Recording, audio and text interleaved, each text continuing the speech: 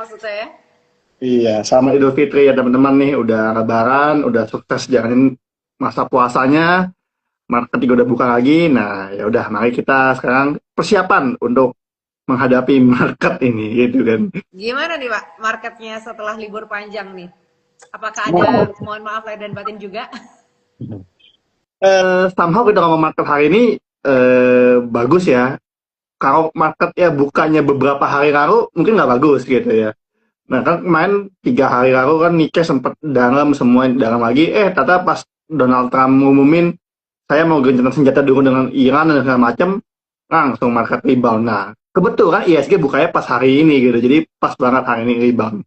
Cuman ya memang ini kita bahas hari ini ya. Walaupun market naik 2,7%, tapi ternyata aliran uang masuknya hari ini net buy-nya cuma sedikit nih gitu ya.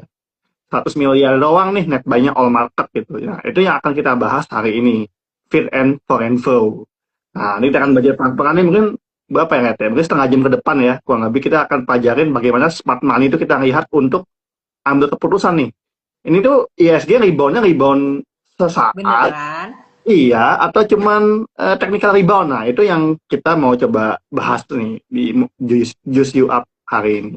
Oke, karena memang banyak ya Pak ya, para trader tuh yang terjebak di bull trap atau bear trap gitu ya. Jadi ini gimana nih indikator utamanya dalam membedakan sebuah pergerakan apakah itu benar-benar real move ataukah itu hanya manipulasi sementara aja? Oke, jadi sebenarnya kalau di technical chart itu kita bisa lihat yang namanya volume. Ya, volume itu cukup penting banget teman-teman untuk menghitung namanya smart money gitu ya. Nah, setelah itu teman-teman bisa kembangkan ilmu itu dengan ya berita makro, fundamental, dan sama price action-nya seperti apa gitu. Itu bisa dikombinasiin. Nah, mungkin kalau teman-teman mau update sedikit, hukum volume itu ada 3 teman-teman yang teman-teman bisa catat ya. Yang pertama, hukum volume pertama, yaitu jika harga naik diikuti dengan volume yang tinggi, itu confirm buy. Tapi Confirm? buy. Buy. Jadi harga naik dengan volume tinggi itu confirm buy. Tapi jika harga turun dengan volume besar itu confirm sell. Jadi bisa dilihat teman-teman kaitan antara harga dan volume itu hukum volume satu kita bilang. Hukum volume yang kedua adalah ketika harganya naik tapi volumenya kecil. Nah, itu kita sebutnya sell on strength. Oke, sell on strength. Ya, kenapa? Harga naik tapi tidak diikuti dengan volume. Jadi yang punya barang ini belum tahu nih, jangan barang ini mau jualan nih. Kita belum tahu kalau dia jualan langsung berubah arah kan. Karena dia tidak diikuti dengan volume. Nah, kebalikannya, harganya turun dengan volume kecil. Nah, itu bisa buy on weakness namanya. Buy on weakness. Oke. Jadi harga koreksi tapi volume kecil. Jadi yang uang gede itu smart money ya belum jualan. Ya kan? Itu kita bisa jadi peluang buy on weakness karena di atas support misalnya, koreksi kecil lah, itu bisa jadi peluang. Nah, hukum volume ketiga yang paling penting adalah akumulasi dan distribusi. Jadi gini, kalau harganya naik, tapi nggak tembus-tembus ke satu level harga tertentu, nah itu namanya distribusi, teman-teman. Oke. Kebalikannya, kalau harga turun ke level tertentu, tapi nggak lebih turun lagi nih, dia stay di misalnya ISG nih, tembus ke 7.000, 6.100, 7.000 lagi, 6.400, 7.000 lagi, di 7.000 ditahan terus. Itu akumulasi. Nah, ini penting banget teman-teman yang kita bahas nih, foreign flow. Nah, kita mau ngebaca nih, sekarang ini udah ada akumulasinya belum sih dari si asing gitu? Atau smart money itu udah mulai masuk belum sih gitu? Atau smart money itu lagi nyangkut di atas nih, di atas genteng. Jadi ini pas market turun, itu teman-teman jangan salah loh, yang kalau teman-teman banyak portfolio nyangkut di atas itu gara-gara gocekan MSCI, smart money juga nyangkut gitu loh. Nah, kita tinggal hitung nanti angka smart money-nya nih. Ya, ini yang turun ini besarnya seberapa yang dibandingkan kenaikan yang kemarin tuh ISG yang bukan tahun kemarin. Nah, kalau kita lihat ini sebenarnya ISG-nya sebenarnya smart money belum keluar teman-teman, masih nyangkut kalau aku bilang gitu. Nah, tinggal gimana yang masuk ini gitu, karena smart money kan uangnya gede sebenarnya. Contoh kayak BlackRock itu kan taruh uang Indonesia kan cuma 1% lebih kan, nggak nyampe 1,5%. Itu kan masih banyak cadangan dana. Nah, memang nanti kita akan bahas nih beberapa kondisi market yang membuat kenapa sih smart money kok istilahnya ngerem gitu ya, kok nggak langsung beli aja. Nah, itu yang akan kita bahas lebih lanjut gitu. Oke, jadi indikator utama untuk membedakan pergerakan harga itu dari volume itu tadi ya Pak, hukum volume ya? Betul. Jadi lihat dulu Oke, nih pergerakan tren harga nih gitu ya. Nah, jadi kalau tren harganya misalnya sideways nih marketnya, tapi volumenya terus gede nih. Nah, kita lihat nih ini di atas apa di bawah. Kalau di bawah berarti ada akumulasi gitu ya. Kalau di atas berarti distribusi. Nah, teman-teman jangan beli pas distribusi, jual pas akumulasi. Nah, itu jadi nanti salah salah action gitu kan. Nah, kalau ada retail kebanyakan mereka belinya pakai feeling gitu loh. Nah, itu yang jangan gitu. Nah, karena teman-teman ini sebenarnya ilmiah gitu teman-teman. Maksudnya bisa dihitung lah, bisa dianalisa gitu. Nah, banyak kok teman-teman influencer saham atau edukator saham juga yang menggunakan ilmu smart money ya. Dan itu teman-teman bagus banget. Saya teman-teman coba pelajarin juga gitu. Karena cukup oke. efektif kok gitu. Nah Pak, Apalagi tapi buat kan sering, kenapa? ya buat tahu timingnya gitu loh. Jangan salah timingnya gitu. Orang pada beli kita jual gitu. Jangan salah gitu soalnya. Nanti rugi. Oke, iya ya. Tapi kan sering kali ya Pak, harganya tuh naik, volumenya tipis. Jadi apakah ini sebuah tanda pasti kalau kenaikan tersebut adalah fake move atau apa gerak manipulasi gitu? Iya, bisa dibilang belum confirm lah bahasa kita ya. Belum valid Oke, gitu. Atau belum confirm atau belum valid. Jadi kalau sebuah harga naik dengan volume tinggi, nanti kita bilang sell on strength sebenarnya hukum volume kedua itu. Nah itu yang akan jadi acuan kita. Kayak hari ini ISG rebound 2,7% nih. Tapi volume smart money-nya ada nggak hari ini? Nggak ada. Jadi bisa dibilang cuma naik cuma 100 miliar. Ya ini masih belum confirm bahasa kita gitu. Jadi lebih ke jangka pendek deh, trading lebih pas ya strateginya gitu. Jadi dia akan menyesuaikan dengan strategi kita gitu. Tapi ya aku bilang juga ini masih ya setengah fase ribuan lah ya, masih jet lag ya gitu. It's okay gitu. Dan itu juga kan ini lagi pengen takut kan. Saya reboundnya karena Donald Trumpnya ambil posisi gencatan senjata nih di Kangam. Jadi sebagian besar mulai masuk gitu. Tapi smart money-nya belum terlalu ini ya. Aku bilang masih setengah-setengah. Walaupun kita lihat jangan satu hari, kita lihat misalnya lebih ke seminggu atau sebulan itu akan jauh lebih bagus gitu teman-teman. Kalau sebulan kita lihat kan ada net buy 1T, ada net sell 2T di hari yang sama ya. Nah itu yang membuat kita bilang ISG belum stabil lah kita bilang. Cuman bottomnya di 6.900 sampai 7.000 itu udah kelihatan bahwa di sana ada smart money yang masuk gitu. Makanya ISG ketahan. Nah, itu buat kita udah ada satu sinyal positif. Tinggal kapan akumulasi ini berubah menjadi fase partisipasi. Jadi kalau Dow teori ada akumulasi, partisipasi ke atas, distribusi. Itu 3 cycle ya saham kok gitu. oke. Jadi dipahami ya, market tuh nggak terus naik gitu dan nggak terus turun gitu. Tenang aja teman-teman, ada siklusnya nanti. Oke, jadi cara untuk mendeteksi fake breakout sebelum kita terlanjur klik tombol buy itu adalah dengan mendeteksi itu tadi ya Pak ya, gerakannya, move-nya itu tadi ya Pak ya, Iya, siklus market kita bilang, market siklusnya cycle, ya ya ya. market cycle lah kita bilang market cycle. Nah itu perlu tahu teman-teman. Nah, tapi teman-teman, Pak, tapi saya gatel pengen belanja nih saya lihat market bagus. Boleh, strateginya belinya dicicil gitu. Jadi akumulasi ikut beri akumulasi, pas partisipasi tambah barang. Nah itu. Yang sering kejadian akumulasi ikut beli, pas partisipasi dia jualan. Jadi pas terbang nggak dapet tuh bull market kan, itu yang sayang. Jadi kalau teman-teman baca swing swing cycle tepat, itu kan dapat profitnya lumayan lumayan bagus ya. Jadi bisa teman-teman swing ke 3 5 hari, 6 hari pas market lagi bull itu enak gitu. Oke, oke. Gitu.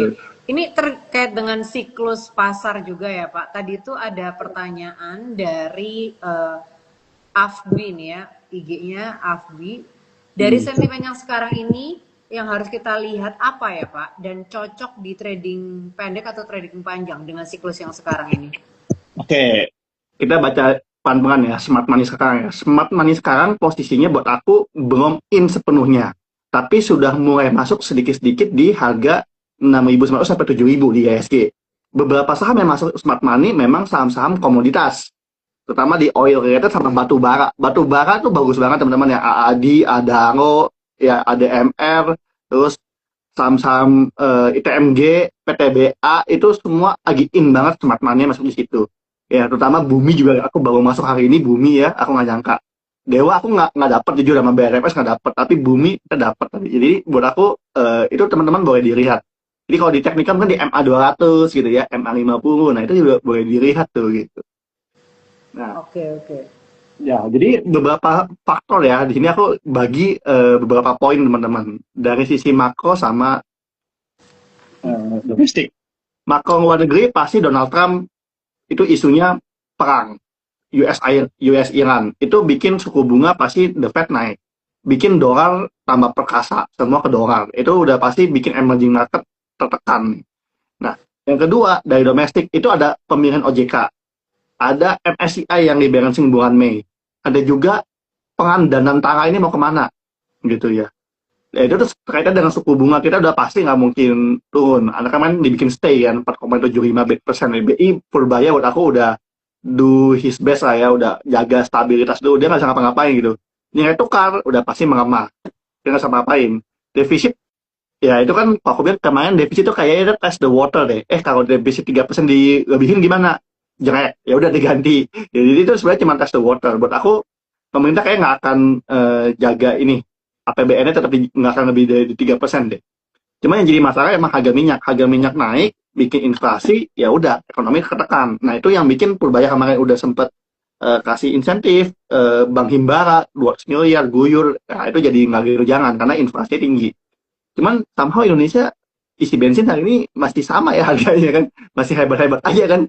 Itu kita cek Vivo, cek AKR, Pertamina masih 12.300 kan. Jadi ya somehow pemerintah cukup bekerja untuk menjaga kestabilan itu kan supaya nggak inflasi gitu. Jadi buat aku udah ya cukup bagus lah.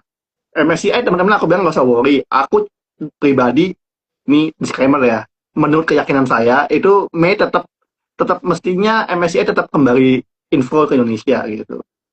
Terlepas dari apa yang terjadi di luar sana karena Donald Trump juga nggak benar-benar perang. Dia perang terus dia negosiasi, perang dia bisnis, itu apa ya?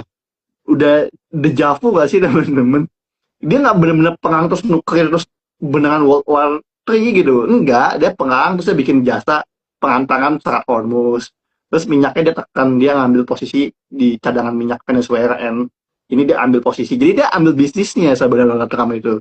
Aku kira sih dia nggak bener-bener niat perang gimana. Makanya aku lihat China atau Rusia kan juga nggak gerak gimana kan, nggak langsung frontal tiba-tiba nyerang balik Amerika kan nggak juga kan. Mereka lihat juga ini sebenarnya Trumpnya akhirnya negosiasi bisnis kan ke mereka juga gitu.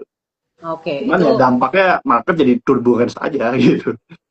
oke, itu kalau dilihat dari sentimen makro yang internasional dan juga domestik kita seperti apa gitu ya Pak. Tapi dengan kondisi market yang sekarang ini lagi sideways ya termasuk sideways juga kan ya Pak ya? Sekarang Ya, ini. rebound kecil lah. Secara teknikal sih mulai dari rebound kecil dari 7.000 ke 7.200 nih udah lumayan nih perbaikan gizi dikit lah ISG gitu ya. Nah, ini kalau dengan kondisi market yang seperti sekarang ini, gimana nih caranya kita melihat tanda-tanda awal kalau smart money-nya sudah sedang bersiap-siap melakukan pergerakan besar? Karena kan tadi Pak Hadrian bilang, ini sudah rebound tapi smart money-nya belum benar-benar masuk nih. Nah, ini gimana nih cara melihat tandanya kalau smart money sudah mulai melakukan pergerakan? Oke, pertama smart money mulai ada pergerakan itu dia masuknya nggak gini ya, dia masuknya nggak akan satu dua hari doang. Dia akan masuknya bertahap pelan-pelan smart money. Dan proses smart money masuk itu biasanya cukup panjang periode kalau asing institusi masuk ya. Kalau aku lihat smart money masuknya memangnya masih di saham-saham blue chip udah mulai masuk. Contoh apa? Saham Astra, Telkom, Big Bang itu mulai dikumpulin. Supportnya udah ketahuan. Tadi hukum volume yang ketiga, harga turun tapi kalau rebound di satu level harga tertentu gitu loh. BRI 3.500 itu udah jadi bottomnya dia gitu kan. Mandiri ada isu buyback lagi, ada isu ini. Nah itu tiba-tiba ada bottomnya tuh di 4.800, 4.700. Jadi itu udah kelihatan gitu. Jadi beberapa saham itu smart money udah masuk. Kapan smart money akumulasinya selesai? Itu yang jadi pertanyaan kapan selesainya? Itu adalah ketika jadi breakout. Breakout level apa? MA20 gitu ya. Atau kalau dari sideways dia break resistennya. Nah itu akan jadi signal buy. Kalau sekarang fasenya akumulasi teman-teman. Dan teman-teman kalau mau trading lebih ke day trade itu jauh lebih secure. Karena ketidakpastian lagi tinggi. Tapi teman-teman, once itu sudah jadi breakout, jangan dijual cepet-cepet. Ya, once sudah jual breakout, teman-teman boleh tambah barang buat aku gitu ya. Jadi ini sebenarnya jadi golden moment lagi. Jadi teman-teman udah ngalamin COVID, perang tarif gitu ya. Tapi yang sebelumnya, generasi sebelumnya ada yang subprime mortgage dan atau krisis 98, ini kan kejadian yang selalu berulang. Ketika market lagi bearish, teman-teman emang sih lihat foto sedih gitu ya. Aduh, merah atau rugi, ada yang nggak kakos jadi nyangkut. Tapi itu golden moment di satu sisi gitu loh. Yang pegang cash, ya ini kapan lagi harga murah pas market lagi tinggi-tinggi 9.000. Aduh, kapan deh market diskon lagi? Nah, karena market lagi diskon, pola pikirnya kebalik gitu ya. Ini, wah justru ini jadi golden moment. Cuman memang nggak bisa buru-buru. Makanya the best entry itu ya, dan the best strategi buat entry adalah dicicil.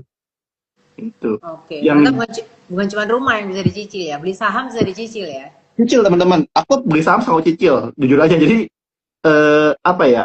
Satu, sizing aku tuh nggak terlalu oversizing. Kalau teman-teman udah oversizing itu nggak apa? Gimana ya? Aku pernah ngalamin oversizing. Jadi pas tidur, makan, kepikiran. Nah itu udah oversizing tuh. Itu tanda-tanda oversizing. Jadi kalau tidurnya udah nggak nyenyak, hati-hati. Berarti portfolio kurangin gitu. Oke, Gitu. Jadi oke. teman-teman sizing penting gitu. Yang sering salah tuh gini, interpretasi market. Satu, pas market lagi bearish terlalu takut nggak bagus. Market bullish juga terlalu takut, ntar turun, ntar turun. Jadi terlalu takut nggak bagus. Makanya yang penting tadi baca market cycle. Jadi sekarang ini sebenarnya hari ini use you up ini kita nggak bahas nih beri sama apa, tapi kita bahas market tuh lagi ngapain sih gitu, dan kita mesti ngapain di tiap cycle market gitu. Yang sering kejadian adalah itu, salah salah baca cycle market. Paham. Market lagi bullish malah jualan, market lagi distribusi malah dia beli. Itu kan jadi nyangkut gitu. Iya ya, jadi Walaupun kadang-kadang kejebak ya, kadang-kadang kejebak ya kan, mau gimana lagi gitu. oke, oke. Jadi ini biar teman-teman semuanya juga tahu basic cara baca marketnya seperti apa gitu ya. Nah Pak, kalau misalnya semua orang nih lagi panik jualan gitu ya, ada fear-nya gitu. Nah ini langkah pertama yang harus dicek di data foreign flow itu apa? Oke, jadi foreign flow ini kan sebenarnya data net buy sell asing gitu ya. Nah, teman-teman lihat nih, movernya, komposisinya itu dia jual yang asing ini saham-saham apa gitu. Kalau saham-sahamnya adalah big cap, blue chip, kayak perbankan yang kita baca 3 bulan terakhir itu, atau 2 tahun terakhir lah kalau bank ya, itu asing net sell itu triliunan teman-teman.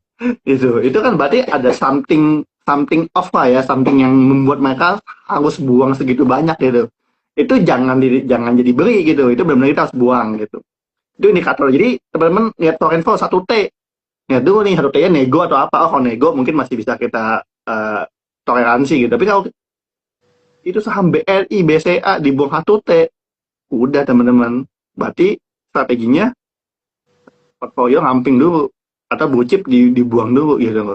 Nah itu harus lihat. Jadi komposisinya harus dilihat. Jadi market tuh ngojis lah ya, aku bilang market tuh ngojik gitu. Jadi logikanya harus sejalan juga. Mau ada yang buang 1 triliun, masa kita beli dengan uang segini, kecuali kita punya uang lebih gede lagi gitu kan. Gitu. Jadi itu juga mesti kita punya logika juga gitu ya. Gitu. Tapi kalau market turun, tapi kok net buy terus, nah itu juga kan logis. Kita boleh boleh pertanyakan kenapa orang pada beli ya ketika market turun. Makanya ISG turun, net buy-nya ada gitu. Jadi sama-sama apa? Nah kita lihat komposisinya nanti gitu. Oke, tapi pernah nggak sih Pak ada terjadi sentimennya itu negatif gitu ya di news atau berita, tapi data akumulasi asing justru naiknya drastis gitu. Nah, kalau misalnya memang pernah terjadi, nah gimana nih kita menyikapi anomali yang kayak gini? Bagus ya itu. Jadi ada kok pernah kejadian, aku lupa nih di tanggal bulan-bulan kemarin kok ada. Jadi di hari itu ada ISG turun tapi aslinya net buy. Itu terjadi teman-teman, cuman ya 1 hari 2 hari nggak bisa jadi patokan nih. Tapi kalau teman-teman lihat secara garis besar, wah berarti market ini adanya ada yang ngumpulin gitu barangnya. Nah komposisinya apa? Ternyata blue chip. Nah itu juga bagus. Ternyata masuknya ke saham-saham komoditas, berarti asingnya juga udah ngebaca. Jadi itu bisa baca. Contohnya teman-teman, yang bikin kita kena market bearish pertama kali itu adalah MSCI tanggal 25 Januari. Ya. Itu di bulan Juni atau Juli, JP Morgan sempat state market masih bagus tuh. Kita mau beri BRI dong sekian juta ngot, aku lupa angkanya. Terus ternyata Sri Mulyani masih menjabat, terus ada kerusuhan kan, kerusuhan langsung chaos, Purbaya naik. Purbaya naik, itu stay tuh. Oh indeks on the way 9.000. Itu dulu kita Morning Juice masih, bener nggak sih? Ternyata beneran nyampe 9.000 juga tuh. Purbaya hebat juga. Nah, pas nyampe situ ternyata sepertinya JP Morgan kalau udah bukan BK gitu ya, BK. Ternyata kayaknya BRI-nya itu mereka akumulasinya mungkin belum maksimal. Makanya ternyata sebelum MSCI kalau kita lihat dari tanggal 20 atau 18 Januari sampai 25 Januari itu JP Morgan buang BRI cukup banyak tuh gitu. Jadi somehow mereka itu ngumpulin barang, pengen ngumpulin barang, tapi belum kekumpul karena sahamnya dibeli banyak ke 9.000. Somehow mereka kata ada momen mereka jualan dan mereka jualannya duluan teman-teman. 25 Januari udah pengumuman, 18 Januari mereka udah jualan berapa triliun data sampai sampai habis gitu. Nah itu jadi smart money kelihatan juga tuh, walaupun kadang kita tengah-tengah ya gitu. Siapa nyangka juga gitu, kan tau aku 28 Januari, 25 Januari udah diumumin lebih cepat, dia tunggu. Jadi itu smart money kelihatan teman-teman dari situ tuh. Gitu, dari kode broker ya. Jadi kalau kode broker nih, yang pasti teman-teman tahu, AK, BK, itu kan asingnya bener tuh. Ini ZP, ini ZP top value, aku lihat 8T. Cukup bagus juga. Tapi paling suka kan kalau kita semua lihat AK, BK beri di saham-saham tertentu dengan volume besar. Kayak tadi ya, hukum volume ya. Kalau dia beri tapi volume kecil, sell on strength. Tapi kalau volumenya besar, itu berarti confirm buy gitu. Nah itu boleh dipadukan dengan technical, dengan fundamental, dengan segala macam boleh dipadukan juga gitu. Oke. Nah, tapi kalau misalnya nih Pak, kebalikannya, kalau asingnya terus jualan, tapi harga sahamnya tuh tertahan atau mungkin justru malah naik ya. Apakah itu artinya local power atau market di Indonesia sendiri tuh sedang dominan atau mungkin malah justru ada distribusi yang terselubung tuh? Kalau misalnya kayak gitu. Nah itu baik lagi biasanya ke komposisi sahamnya. Karena kalau sahamnya blue chip itu masih didominasi oleh investor asing. Jadi asing itu cukup kuat komposisi di dalam saham blue chip sendiri. Tapi kalau saham second liner, third liner, asingnya jualan tapi sahamnya naik, itu you nggak usah pusing, beri aja sesuai teknikal gitu, itu nggak masalah karena berarti lokal domestiknya cukup kuat untuk jaga saham ini. Kayak saham Kongo itu belum belum terlalu kuat investor asingnya, domestiknya masih cukup kuat untuk bisa menggerakkan ini harga gitu. Tapi kalau blue chip kayak banking, big bank ya, BRI, BCA, Mandiri, and so on itu udah pasti investor asing lah ya, hedge fund gede yang dominan. Jadi juga nih sahamnya apa nih? Kalau saham Kongo buat aku masih dominan dengan si domestik. Ciri-cirinya apa? Saham yang asingnya dominan di saham tersebut, yang foreign dominan. Dia terbit namanya obligasi teman-teman. Jadi kalau obligasi, Oke. jadi kalau sebuah saham punya terbit obligasi itu mayoritas investor asingnya cukup kuat. Contoh apa? Ada Group, Astra Group, Indofood Group, Sinarmas Group, itu kan bikin obligasi terus kan. Obligasi yang makan siapa? Ternyata mereka udah pakai Bloomberg, mereka udah internasional investor gitu ya, udah global investor. Jadi itu mayoritas kalau yang saham-saham yang punya obligasi itu mayoritas investor asingnya cukup dominan untuk di saham tersebut. Tapi kalau saham-saham Kongo yang obligasinya juga belum ada atau apa itu masih domestik. Contoh nih kayak Cuan, PTNO, Brand itu ya, saham grup PP itu sudah main obligasi. Maka komposisi asingnya sudah mulai dominan di dalam saham tersebut. Gitu. Tapi kalau masih belum ada obligasi, ya saham-saham yang kayak apa ya, kayak Bumi gitu-gitu ya, masih domestik, masih belum asing banget gitu. Tapi kecuali kalau udah ada obligasi ya, itu ciri-ciri gitu teman-teman. Gitu. Oke, oke. Nah, Pak, tapi buat teman-teman YB nih yang mungkin mereka adalah investor retail ya, mana nih yang lebih dulu dipercaya? Berita ekonomi yang mungkin bikin panik gitu ya, ataukah mungkin pergerakan dana asing yang ada di balik layar? Pasti Yang mana nih? pergerakan dana asing. Nah itu Dana asing ya? data. Kalau berita itu kan sekedar news. Tapi data atau kayak price action technical itu kita bilang discount all news. Maksud kita gitu, chart discount all news. Jadi kalau udah ada chartnya confirm, volumenya actionnya oke, itu mayoritas berita itu bisa kita skip gitu. Gitu. Tapi gini ya, kalau beritanya bagus, harga sahamnya bagus, oke. Tapi kalau beritanya jelek, harga saham bagus, masih oke juga. Tapi kalau berita jelek, harga saham jelek, udah bye-bye dulu berarti. Gitu ya. Oke, oke. Pak, ini balik lagi ke smart money ya. Kan smart money itu biasanya itu nampung di area yang mungkin tidak terduga. Nah, gimana nih caranya kita untuk menidentifikasi area demand yang jadi favoritnya si smart money ini? Ada nggak cara deteksinya gitu? Iya, kalau ini sebenarnya pakai ilmu support resistance ya. Jadi kayak tadi aku bilang, eh, kita mencari satu level harga di support itu tadi di bawah ya, support di bawah level satu harga, di mana saham itu memang condong rebound di level harga tersebut. Kayak ISG, ini udah berapa hari ternyata di 6.900 itu ISG rebound. Maka disitulah kita lihat asingnya beli siapa di situ. Nah kalau beli confirm berarti di situlah terjadi namanya smart money info. Nah itu gitu. Jadi cirinya apa? Mencari satu level harga support dulu lah ya, yang dimana harga di situ significantly dia mantul di situ. Nah itu dulu. Jadi memang butuh lihat histori teman-teman, lihat lihat grafik lah ya, lihat tren. Oke, oke, oke. Pak, tapi kalau misalnya nih ya, kita udah bisa mengidentifikasi smart money-nya gitu. Nah, tapi kapan nih waktu yang presisi, yang pas? Apakah mungkin saat asingnya itu mulai net buy pertama kali, atau tunggu konfirmasinya sampai harganya mungkin nembus di level tertentu gitu, atau mungkin nembus di resisten tertentu? Gimana nih? Ya jujur memang paling bagus nembus resisten tertentu. Cuma kan biasanya teman-teman bahasa enggak atau ini cuma fake kah atau apa, itu kan sering kejadian gitu. Jadi strategi teman-teman sebenarnya tidak bisa tahu persis pasti gitu ya. Tapi kita bisa dengan cara nanti beli dicicil teman-teman. Makanya aku bilang nanti ketika ini kayak ISG sekarang di 7.000, sorry teknikalnya coba aku lihat. ISG di 7.400 nih sekarang nih. Itu ada resisten kan. Nah, kalau 7.400 ini ditembus, nah itu kita boleh tambah barang. Nah itu kuncinya gitu. Tapi selama itu belum ditembus ya mungkin masih share on strength. Tapi sama volume udah mulai masuk, udah mulai ini belinya apa? Dicicil. Jadi pas ditembus tinggal tambah barang. Yang repot adalah belinya terlalu besar terus masih turun lagi, ya kan? Atau pas naik belinya juga terlalu sedikit. Nah itu juga jangan. Pas naik boleh tambah barang. Jadi ada metode namanya strength average down, ada average up sebenarnya. Cuman si kalau dia memang agak yang bom biasa agak kebalik lah ya. Sebenarnya average up tuh bagus kok gitu.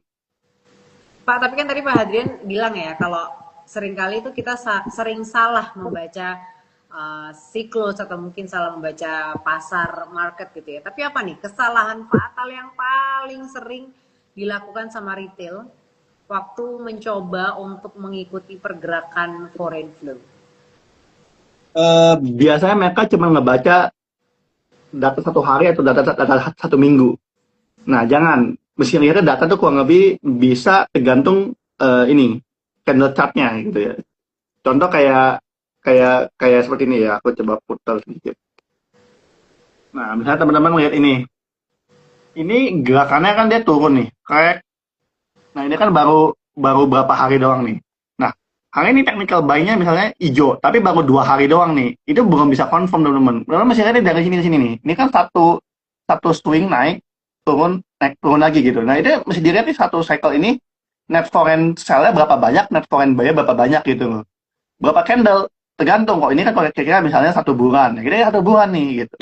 Ada yang saya cuma seminggu pendek ya, ada seminggu. Jadi baik lagi teman-teman itu diukur tergantung pergerakan harganya gitu. Nah kalau kayak tadi nih baru 2 hari, ya kita bilang tadi sudah ada info tapi belum valid.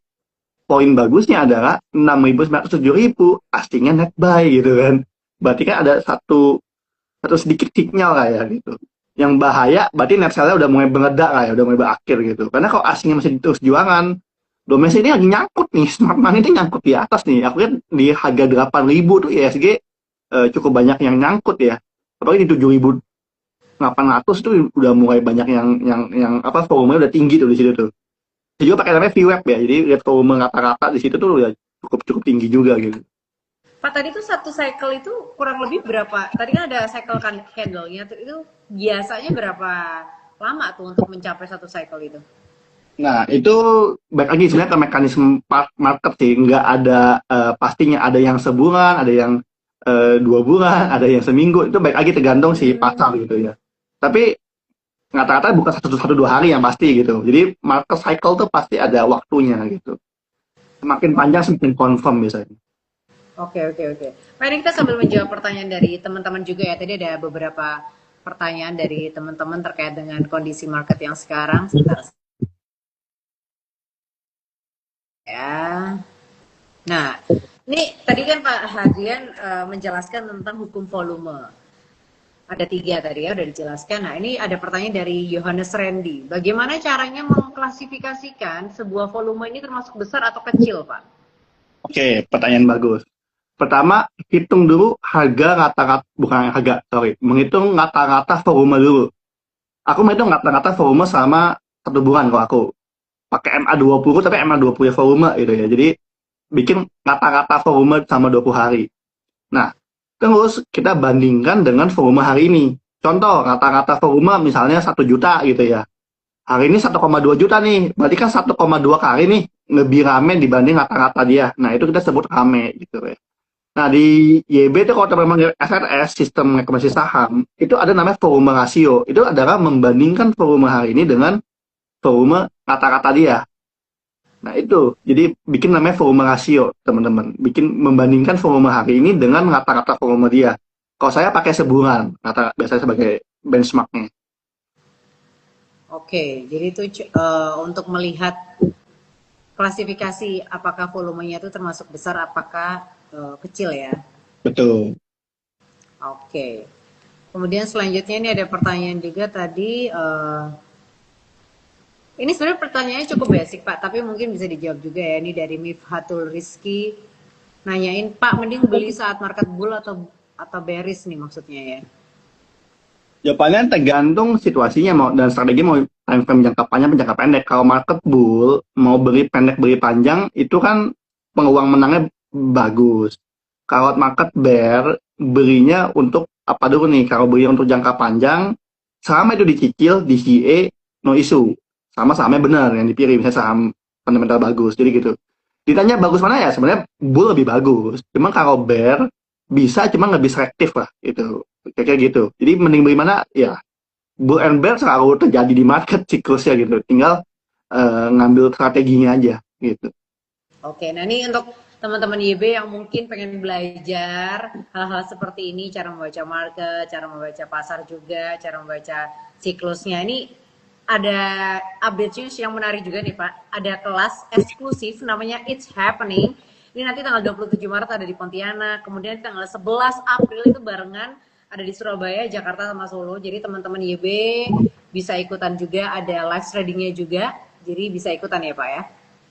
Yes. Nah itu nanti yang paling dekat mungkin ini ya minggu ini ya udah mulai jangan kayak is happening. Bisa cek juga di yb.co tadi bagian event ya teman-teman tuh bisa daftar kita di sana gitu. Tapi Ya kan? khusus nasabah YB ya. Jadi masih jadi nasabah YB dulu tinggal klik join register baru nanti bisa beli tiketnya gitu. Oke. Oke, lanjut lagi kita jawab pertanyaan dari teman-teman. Ini ada pertanyaan dari Fitria. Pak, kalau rupiahnya lagi melemah, apakah bakal ngefek di ESG ya? Nah, untuk kita trading panjang dulu, kalau sudah terlanjur masuk gimana? Rupiah melemah apa ngefek ISG? Pasti ngefek. Jawabannya ngefek. Ya, jadi rupiah melemah ini ada beberapa faktor yang ngefek. Pertama, ngefek dari sisi perekonomian secara global. Jadi, pasti perputaran uang dan perekonomian tersendat, berarti saham-saham perbankan kena. Kedua, saham-saham kalau rupiah melemah, dolar lagi mahal nih. Dolar lagi mahal, berarti saham-saham yang import kena. Gitu. Tapi, selalu dua sisi. Saham-saham yang ekspor, jadi bisa jadi diuntungkan kan gitu. Contoh saham-saham batu bara, ekspor, ya mungkin jadi untung. Kayak hari ini kan lagi pada naik sama batu bara. Jadi, melemah ya ISG ngefek tapi di dua sisi atau di both side. Secara umum memang nggak terlalu bagus karena kan bikin ekonomi agak condong lebih melemah gitu ya. Tapi dari sisi emiten selalu ada yang apa ya both side yang ada sisi baiknya yang bisa menguntung. Contoh yang emiten ekspor ya, ada pun jadi diuntungkan gitu dengan rupiah melemah. Oke, jadi memang ada efeknya ya Pak, antara rupiah melemah dengan ISG ya. Oke, kemudian pertanyaan selanjutnya dari Rio Valentino. Pak, cara menentukan harga suatu saham yang udah ketinggian sama belum, indikatornya pakai apa ya Pak, dan caranya bagaimana? Simple, pakai moving average. Ya, contoh bandingkan dengan MA10 atau MA itu moving average ya, moving average 10 20. Contoh gini, ini interpretasi aku ya. Contoh sebuah harga sahamnya di harga 1000, tapi moving average-nya di harga 800 misalnya. Ya, moving average 10 lah di harga 200. 800. Berarti kan harga rata-rata 10 hari terakhir di 800. Sedangkan harga market 1000. Berarti teman-teman yang 10 hari terakhir punya modal, ini interpretasinya ya, punya modal tuh di angka sekitar 800. Kalau kamu beli di harga 1000, berarti kamu kemahalan, ketinggian. Karena yang lain udah pada untung 20% lebih, kamu baru mau masuk gitu. Jadi sebuah harga saham, kalau aku belinya, jangan terlalu jauh-jauh dari moving average. Kalau bisa ketika dia tembus dari bawah ke atas, orang baru mau beli lebih mahal dibanding teman-temannya di market 10 hari terakhir, 20 hari terakhir, itulah momen kita ikutan beli. Itu kayak yang fase partisipasi tadi. Jadi ada akumulasi, terus mulai naik, nah itulah momen dimana kita beli. Jadi tinggi apa enggak ya, bandingkan dengan moving average berapa persen gitu. Oke, nah kalau untuk itu tadi membahas tentang moving average ya Pak ya, tentang suatu saham yang sudah harganya ketinggian gitu ya. Nah, tapi untuk caranya kita menentukan harga bottom tuh gimana? Ini pertanyaan dari Abi Mansur. Cara Ya, menentukan harga bottom. sebenarnya sama jawabannya. Harga bottom itu terjadi ketentukan kamu sudah mantul. Kalau belum mantul, bottomnya masih belum ada gitu ya. Jadi adalah gimana caranya adalah sabar dulu, tunggu dia mantul, baru kita ketemu harga bottom. Maka dari itu kita tidak bisa namanya beli sekaligus di bawah, karena kita kan nggak tahu bottomnya di mana. Kalau ada yang bisa sebut nih, saya tahu nih bottomnya di sini, saya tahu pucuknya di sini, nah itu jadi peramal berarti itu fix dah. Itu eh, apa ya? Probability-nya untuk benar-benar tahu itu sebenarnya sulit. Tapi bisa kita tahu apa indikasinya tadi foreign flow. Nah, kayak teman-teman, kita feel kan nih hari ini. Kenapa kita feel? Karena bottomnya ini belum ada volume mantulnya. Oke, kita boleh masih jaga-jaga. Tapi ketika dia mantul dengan volume gitu ya, terus bikin higher high itu misalnya candle mantul nih, hari ini mantul. Nah, itu sudah dibilang ditentukan dengan harga bottom. Nah, kayak hari ini ya, coba kita lihat Astra nih, aku putar ya. Hmm. Astra nih turun, crack, terus dia mantul nih, tembus MA20. Nah, volumenya gede nggak? Oh, volumenya tiba-tiba naik nih. Hari ini gap up nih, karena ya ada isu mau bagi dividen segala macam. Nah, berarti ini bottomnya udah kebentuk nih. Di sini bottomnya. Nah, ini udah naik. Nah, itu berarti udah confirm. Itu nentuin harga bottom. Jadi, nggak, oh, ini besok bakal mantul ya. Nggak begitu. Tapi kalau ini udah mantul, ya oke, ini berarti bottom udah ketemu. Kita boleh beri. Kenapa? Kita ngejar, dia akan naik lagi. Contoh kita ganti ke ISG. Nah, seperti ini. Dia udah mantul ke bawah, 6.900, terus hari ini bikin 7.300 nih hari ini. Berarti bottomnya udah ketemu nih di 6.900 sampai 7.000. Nah, ini yang kita sebut bottom. Apalagi dengan volume tinggi. Nah, itu yang akan kita bilang, oh, smart money sudah masuk gitu ya.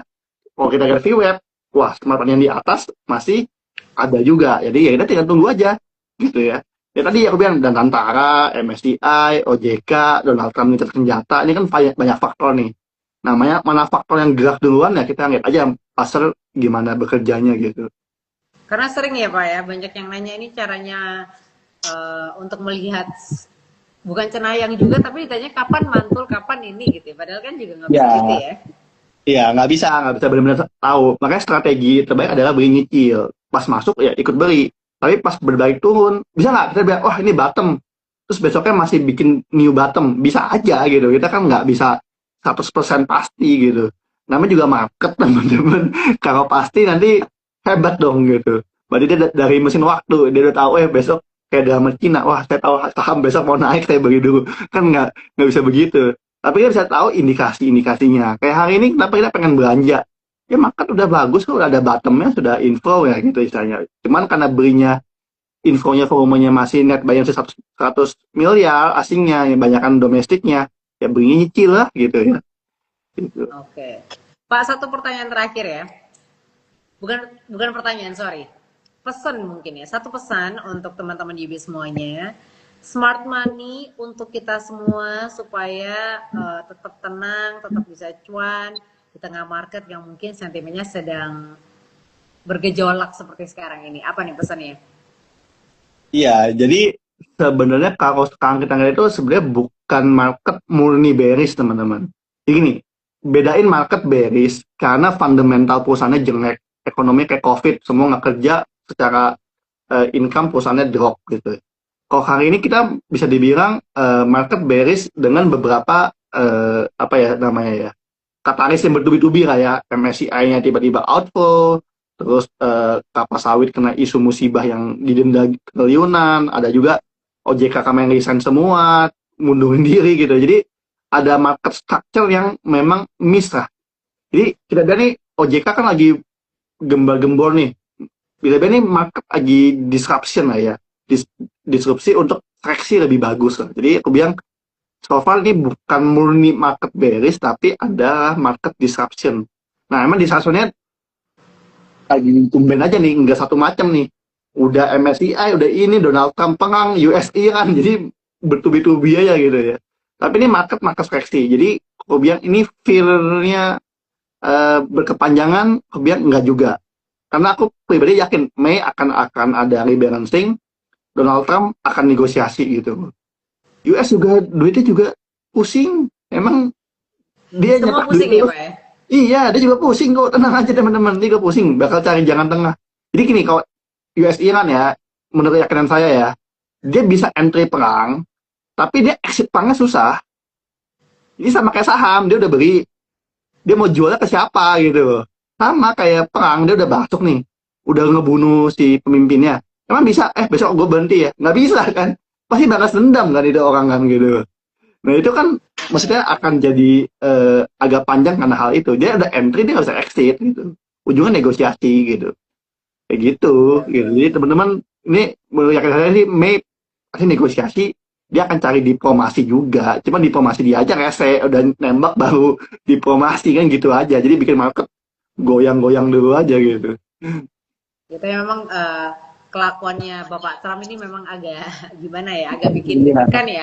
agak ekstrim aja gitu. Tapi ya itu dia bisa entry perang, dia exitnya juga nggak semudah itu. Karena perangnya kan masih pakai misil kan. Emang ada dia bawa pasukan turun ke daratan atau ini kan nggak juga, nggak ada gitu loh. Karena di sini juga kuat gitu. Karena beda sama perang saudara Irak atau yang sebelumnya gitu. Ini people power ya Iran kayak cukup solid. Jadi perangnya ya nggak cepet, tapi ya negosiasi lah. Yang penting di kita MSCI masuk info, OJK-nya bisa beres-beres bener, ya udah market bisa rebound gitu. Amin, amin, amin. Semoga nanti setelah ini, setelah libur Lebaran, semuanya jadi makin baik meskipun mungkin take time, tapi semoga marketnya makin stabil ya dari hari ke hari, dari waktu ke waktu ya. Memang Q1 penuh challenging teman-teman, tapi Q2 biasa boleh better. Q3, Q4 yang paling manis, kata-kata biasa begitu kok. Amin, amin, amin. Jadi Ya habis hujan ada pelangi.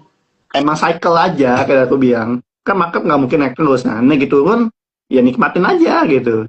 Jadi aku juga satu pesan yang bagus ya teman-teman. Pak Hadrian, kok masih bisa ketawa-ketawa, seneng-seneng gitu ya? Atau masih have fun-fun aja? Gini teman-teman, kalau saya udah nggak apa, udah nggak ketawa-ketawa, udah nggak mikirin masalah, udah nggak ini, berarti saya udah nggak jadi investor, udah ditutup gitu loh. Bisnisnya udah tutup berarti gitu, udah dagangnya udah tutup toko, udah check out berarti. Itu. Kalau teman-teman masih ada masalah, masih mikirin portofolio, masih apa, berarti teman-teman bersyukur, berarti bisnisnya masih running gitu. Jadi kalau teman-teman udah nggak mau mikir, udah itu berarti udah check out gitu. Kalau udah check out ya berarti udah selesai, udah tutup toko lah ya gitu ya. Sama toko masih buka, market masih buka, itu masalah pasti ada, naik turun pasti ada, bull pasti ada, bear pasti ada. Smart money itu nggak mungkin outflow terus teman-teman. Tapi sekali masuk nih, ini pesan saya ya, asing kalau masuk itu nggak mungkin 1-2 hari doang. Gitu. Sama kayak dia keluar ya, kemarin keluarnya 2 tahun tuh misalnya. Pas dia kembali nanti, ini boleh dicatat nih, masa depan nanti ya. Dia sekali masuk lagi, dia nggak akan melihat cuma 1-2 hari. Dia akan masuk nanti berhari-hari atau berbulan-bulan juga buat buyback itu saham gitu. Oke, ini tenang aja Pak, akan disimpan IG Live ini. Jadi untuk teman-teman yang mungkin baru ikut dari tengah-tengah atau mungkin baru terakhir-terakhir baru nonton, bisa dilihat rerunnya karena saya akan save ini. Jadi nanti beberapa bulan ke depan nanti bisa dibuktikan kata-katanya Pak Hadrian juga ya tentang foreign Semoga juga ya. kita manis lah ya, dan gitu kok asing udah info teman-teman. Percaya nggak? Dia udah 20 tahun lebih atau 30 tahun lebih di Indonesia, panjang sejarah saya lihat market Indonesia itu nggak pernah cuma 1-2 hari selesai gitu, nggak. Dia akan masuk akan berhari-hari juga dan berbulan-bulan juga untuk akumulasi. Ya itulah time will tell lah ya, waktu yang akan menjawab hal itu gitu. Tapi aku tetap believe sama hal itu sih gitu. Oke, time will tell dan time will heal juga ya Pak, akan menyembuhkan juga ya. So, nikmatin Oke. aja, enjoy aja cycle market tuh dinikmatin aja. Oke, oke. Terima kasih banyak Pak Adrian untuk waktunya, untuk pembicaraan yang sangat menarik malam hari ini. Semoga teman-teman punya semangat yang baru juga setelah liburan juga, udah refresh juga. Terima kasih juga untuk teman-teman yang sudah bergabung malam hari ini di Juice You Up. Sekali lagi terima kasih ya Pak Adrian. Terima kasih teman-teman. Thank you. Thank you. Kalau gitu akhir kata saya Lady Liao pamit, Pak Adrian juga pamit. Terima kasih semuanya. Selamat malam. Bye-bye.